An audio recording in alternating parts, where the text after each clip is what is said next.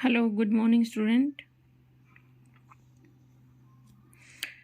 This is chapter number 8, class 12th, concept of revenue. ठीक है भाई, revenue क्या है, उसके बाद इसमें है कुल संप्राप्ति, कुल मतलब टोटल, औसत संप्राप्ति, सीमांत संप्राप्ति, विभिन्न बाजारों में उत्पादक फर्म का संप्राप्ति कर्व या मांग कर्व। ठीक है, सबसे पहले देखेंगे व्हाट इज रिवेन्यू। रिवेन्यू क्या है? रिवेन्यू है कि आप मान लीजिए एक आइसक्रीम की फैक्ट्री है और आप प्रतिदिन 1000 आइसक्रीम बनाते हैं और इन आइसक्रीमों को बेचकर आप 1000 रुपये प्राप्त करते हैं, तो क्या हुई आपकी रिवेन्यू हुई। ठीक है, तो अर्थशास्त्र में 1000 रुपयों को रिवेन्यू कहा जाएगा। अतः किसी वस्तु की बिक्री करने से एक फर्म को जो कुल रकम प्राप्त होती है तो उसको हम क्या कहते हैं, फर्म की रिवेन्यू। ठीक है, अकॉर्डिंग टू डुले, एक फर्म की संप्राप्ति उसकी बिक्री प्राप्ति या वस्तु की बिक्री से मिलने वाली मौद्रिक प्राप्तियां। The revenue of A firm is it's cell receipt of money और money receipt from the sale of product. डुले के अकॉर्डिंग इस बिक्री से प्राप्त धन सेल प्रोसीज या बिक्री संप्राप्ति भी कहा जाता है। नेक्स्ट देखिए point, revenue and profit are different concept. ठीक है भाई, कह रहा है रिवेन्यू और प्रॉफिट इज डिफरेंट कंसेप्ट। ठीक है, देखो प्रॉफिट कैसे होता है, संप्राप्ति माइनस लागत, यानी कि जो हमारी रिवेन्यू उसमें से कॉस्ट माइनस कर देंगे तो हमारे जो प्रॉफिट आ जाएगा। ठीक है, उसके बाद देखते हैं रिवेन्यू। रिवेन्यू क्या उसे होती है, जो हमारी लागत है और जो हमारे लाभ है दोनों चीज़ों को प्लस करते हैं। ठीक है, तो हमारे रिवेन्यू आ जाएगा। उसके बाद देखिए total revenue, average revenue and marginal revenue. ठीक है, टोटल, मार्जिनल, एवरेज। पहले हम टोटल देखते हैं। टोटल रिवेन्यू कुल संप्राप्ति, यानी कि मान लीजिए 100 आइसक्रीम है, 50 रुपये प्रति आइसक्रीम की दर से बेचती हैं, तो कुल प्राप्ति कितनी होगी भी, टोटल रिवेन्यू कितनी होगी, 100 × 50।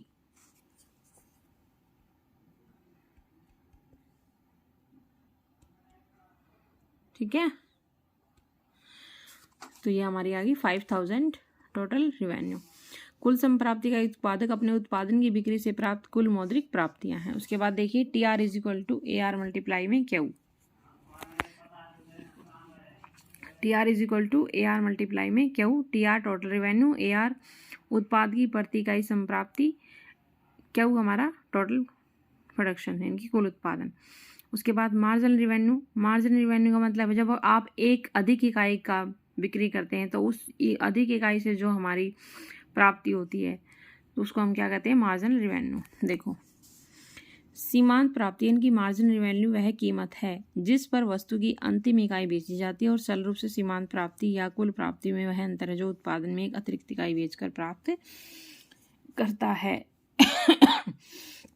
MR is equal to TR N minus TRN minus 1। यह अंतर शून्य अथवा ऋणात्मक भी हो सकता है जबकि कुछ घनात्मक संख्याएं हैं। तो देखो भाई, ठीक है, तो इसमें देखिए MR इज इक्वल टू कुल संप्राप्ति में परिवर्तन, यानी कि change in total revenue by change in Q. ठीक है, MR इज इक्वल टू, इसको ऐसे भी लिख सकते हैं TRN minus TRN minus 1। MR सीमांत प्राप्ति, ये चेंज का साइन है, टोटल रिवेन्यू बेची गई मात्रा, TRN is equal to N इकाई की कुल संपत्ति, TRN माइनस 1, N माइनस 1 की कुल संप्राप्ति। ठीक है, उसके बाद देखो एग्जाम्पल से आपको समझ में आ जाएगा। कहता है कि वस्तु की जब 10 इकाइयाँ बेचता है तो उसकी रिवेन्यू इतनी है 1000 है, लेकिन जब वो 11वीं इकाई बेचता है तो कुल संप्राप्ति बढ़कर 1100 रुपये हो जाती है, यानी कि जो 11वीं इकाई बेचे उससे 100 रुपये रिवेन्यू होता है, तो हम इसमें प्लस करके चलेंगे तो क्या हुआ, 1100 रुपये बढ़ गई।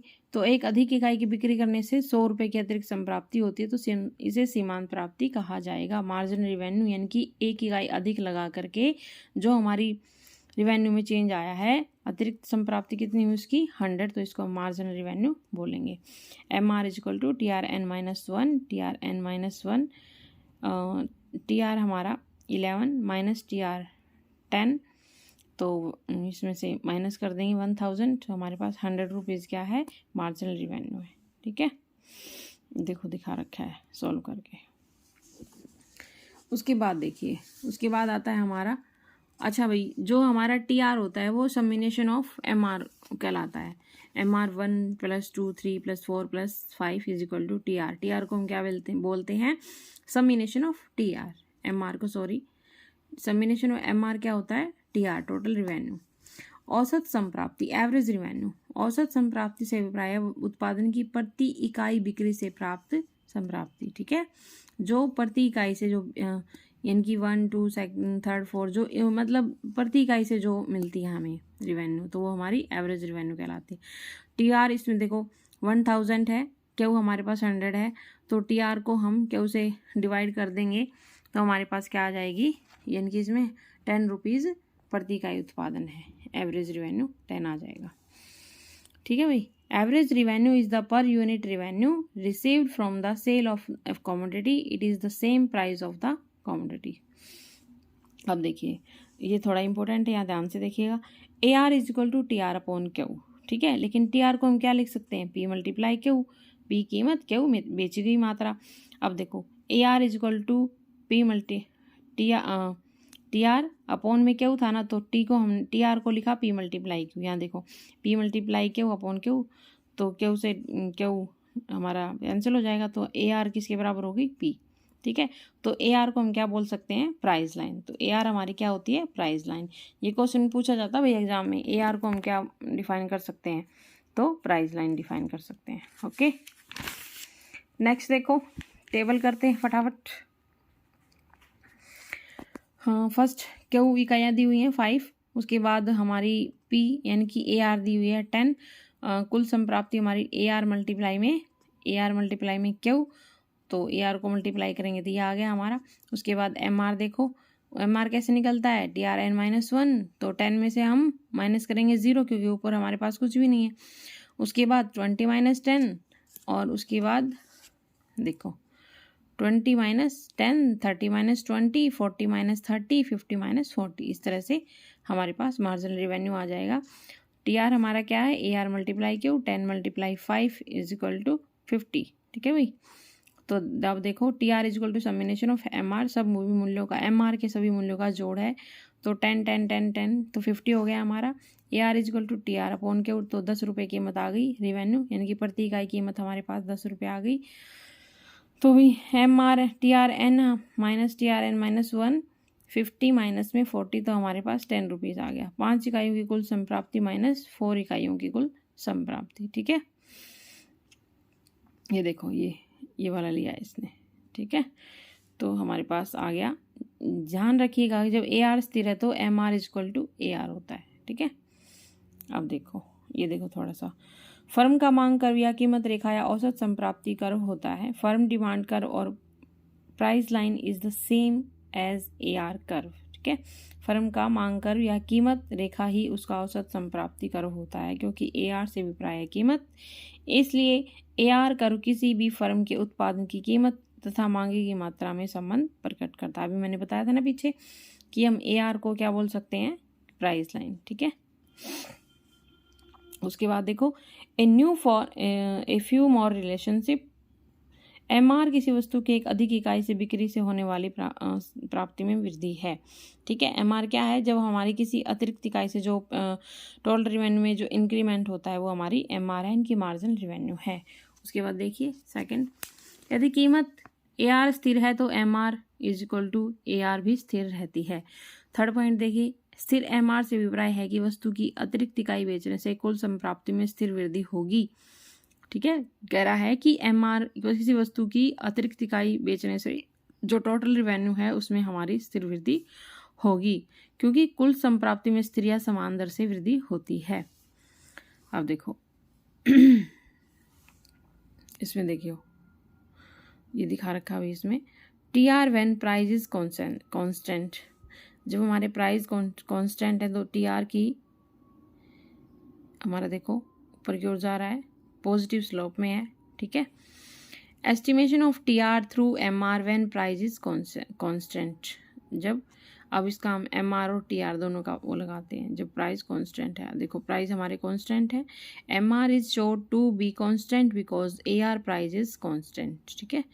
क्योंकि हमारी ए आर भी कांस्टेंट है, इनकी प्राइस कांस्टेंट है, इसलिए एम आर भी कांस्टेंट है। A R is equal to M R, ठीक है। ऊपर बताया था ना इसने, देखो ये पॉइंट यहाँ पे बताया हुआ है, ए आर स्थिर रहती है तो M R is equal to A R भी स्थिर रहती है, तो उसी पॉइंट को इसने यहाँ बताया हुआ है। Estimation of T R through M R when price is constant, ठीक है, प्राइस कांस्टेंट है, A R is equal to M are है, M R is show to be constant because A R price is constant, ठीक है। ये हमारा ओ Y axis पे revenue है, ओ एक्स एक्सिस पे आउटपुट यूनिट है, लेबर ओ एल है, ओ पी प्राइस है, प्राइस कांस्टेंट है, इसलिए एम आर और ए आर दोनों कांस्टेंट हैं, ठीक है। अब नीचे देखो स्थिर कीमत, और इसलिए स्थिर एम आर का अर्थ है कि टी आर समान दर पर बढ़ रहा है, इसलिए टी आर को ऊपर की ओर बढ़ रही सरल रेखा द्वारा प्रकट किया जा रहा है। यह मूल बिंदु से शुरू होता है, T R is equal to 0 तो उत्पादन भी 0 होता है, ठीक है भाई। ये कह रहा है अगर टी आर 0 है तो प्रोडक्शन भी 0 ही होता है, जैसे टी आर बढ़ेगा प्रोडक्शन भी बढ़ेगा, तो समान दर से वृद्धि होती है, पॉजिटिव स्लोप है, ठीक है। अब देखो what happen if A R is not constant, ऊपर तो बताया था कि जब ए आर कांस्टेंट है तो एम आर भी कांस्टेंट है, यानी कि प्राइस हमारा कांस्टेंट है तो एम आर भी कांस्टेंट रहेगा। अब नीचे देखो what happen if A R is not constant, यदि ए आर कांस्टेंट नहीं है। जैसा कि हम जानते हैं कि एकाधिकार एवं एकाधिकारी प्रतियोगिता की स्थिति में उत्पादन की अधिक मात्रा बेचने के साथ साथ ए आर कम होती जाती है, तो हमारी जो उसमें देख सकते हैं टेबल के अकॉर्डिंग हम जाने जा जाना कुल संप्राप्ति, औसत संप्राप्ति एवं सीमांत प्राप्ति जब ए आर स्थिर नहीं है, total revenue, average revenue and marginal revenue when A R is not constant, ये पॉइंट ध्यान में रखना है। ये हमारा क्यू है, ये हमारी एवरेज रिवेन्यू है, ये हमारी टी आर है, ये हमारी मार्जिनल रिवेन्यू है, ठीक है। टी आर कैसे निकालते हैं, ए आर मल्टीप्लाई में क्यू, एम आर कैसे निकालते हैं, टी आर एन माइनस 1 यानी कि 10 माइनस 0, 9 माइनस 10, 8 माइनस 9, 7 माइनस 8, ठीक है भाई, ऐसे ऐसे ऐसे। अब देखो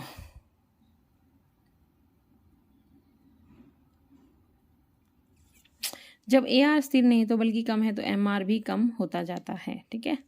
जब ए आर में 0 पॉइंट की कमी होती है तो एम आर में 1 की कमी होती है। ये देखो 0.5 की कमी हुई तो एम आर में, देखिए भी टेबल, तो ये हमारे पास production, average revenue, total revenue और मार्जिनल रिवेन्यू, ठीक है। तो अब ये देखो इकाइयाँ, और ये हमारी औसत संप्राप्ति है 10, ये कैसे निकालेंगे, इसको इससे डिवाइड करके, ठीक है, टी आर अपॉन में क्यू।